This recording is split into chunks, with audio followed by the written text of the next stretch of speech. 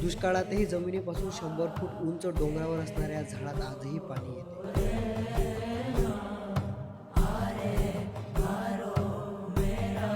आसपास पाणीच नाही, पण या खाली पाणी आहे.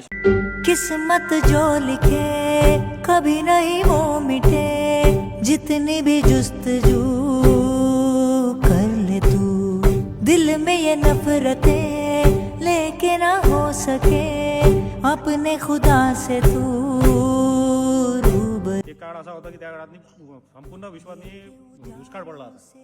दुष्काळाच्या परिस्थितीमध्ये जनावर बिगर पाण्याचे बिगर अन्नाचे मरून झाले होते. त्याच्यानंतर ऋषी मुनी पण त्यांनाही तो त्रास जाणवला, बाकीच्याही गोष्टी सर्व. तर त्या ऋषीनं मग त्या पिरियडमध्ये तपश्चर्या केली. त्या तपश्चर्येमध्ये देवी प्रसन्न होऊन देवीनं त्याला आशीर्वाद दिला की मी झाडाच्या रूपानं प्रगट होऊन तुम्हाला अन्न आणि पाणी माझ्या याच्यातून देईल.